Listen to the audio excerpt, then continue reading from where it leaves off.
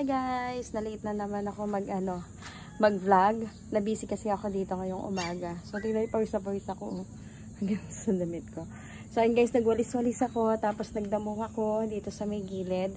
Tapos, nakita ko yung ibang halaman natin na kailangan ng ilipat ng paso kasi sira na yung paso natin.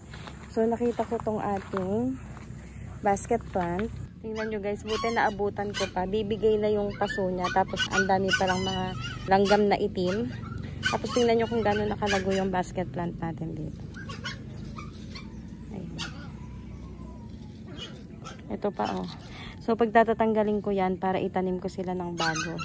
So meron na ditong 1, 2, 3, 4.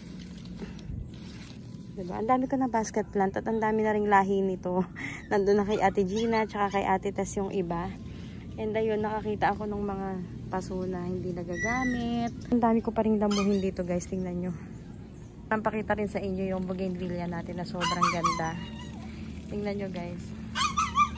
Siya talaga ang pinakamaganda dito sa garden.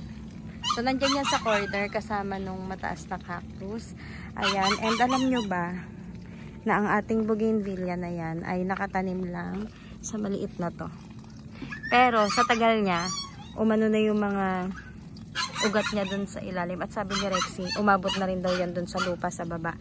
Kaya ganyan na siya kaganda. Hindi na yan nasisiro na bulaklak. Laging meron. Diba? Tapos itong mga natin dito sa gilid, tingnan nyo. Ang lalaki na nila.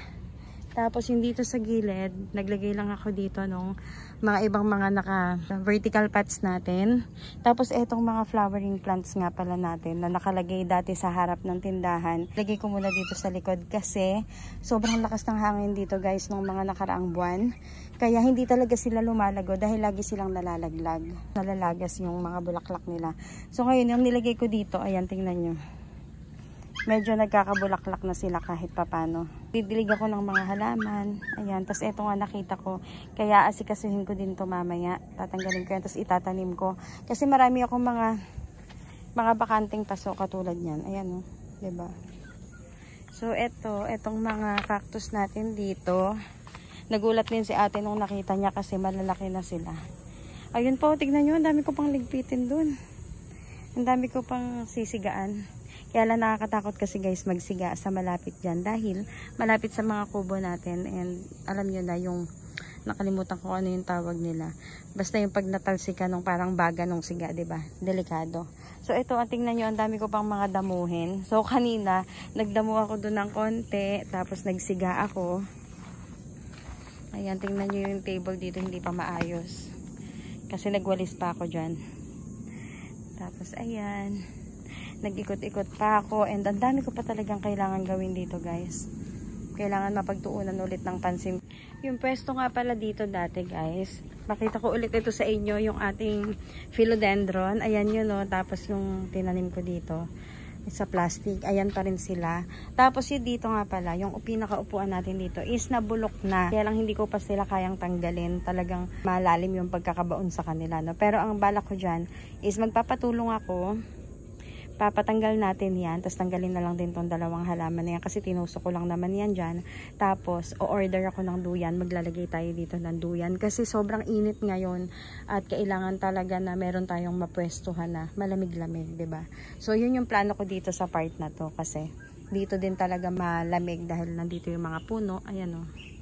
And syempre nasa likod to, so makakapagpahinga talaga tayo pag kailangan, pag tanghaling tapat, 'di ba?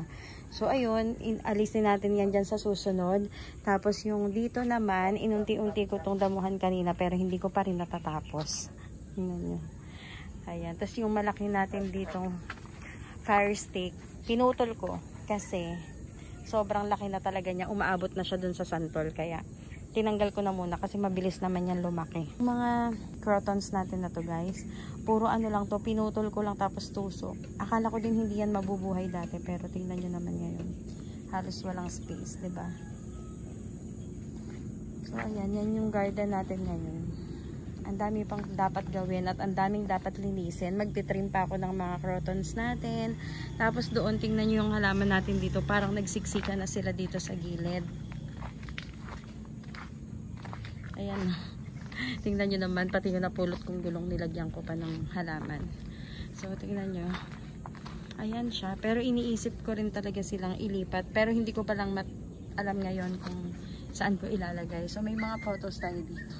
Tingnan nyo. Tapos ito kanina, nabunot ko lang to dun sa may gilid. Kaya ililipat ko dapat sa hanging pot. Kaya lang, maglalagay pa ako nung pinaka-plastic pansapin dun sa mga nakita kong pot. So dito ko muna sila nilagay. Tapos nilagyan ko ng bato para hindi siya malaglag.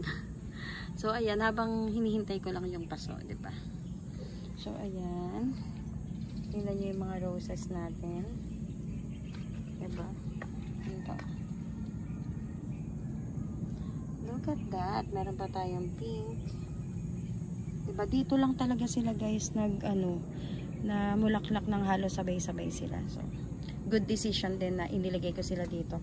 Naglagay lang ako ng patungan tapos hinilera ko muna sila dyan. Yung mga gumamela nandyan sa gilid. Lahat ng pinamili namin nun sa Baliwag. So, nilagay ko muna dyan para lang hindi siya tuluyang mamatay. So, dito naman, tingnan nyo. Ito yung ating mga yaka.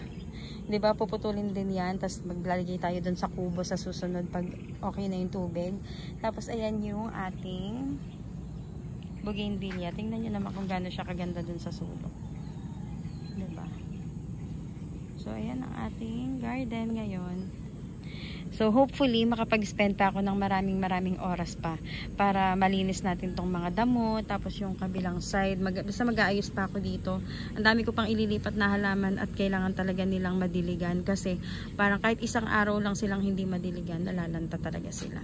So, ayun lang guys. Pinasilip ko lang sa inyo yung itsura ng backyard natin. Yan na muna ang update ko sa inyo ngayon. So, thank you so much for watching. Alam ko kahit paano may nanonood pa din. Kahit sobrang tagal kong hindi nag-upload. Tingnan nyo yung mga decorations ko nung Valentine's, so hindi ko pa rin natatanggal sa sobrang dami kong ganap sa buhay. Alaman natin is kailangan talaga nating mabigyang pansin. Tingnan nyo guys itong ating photos.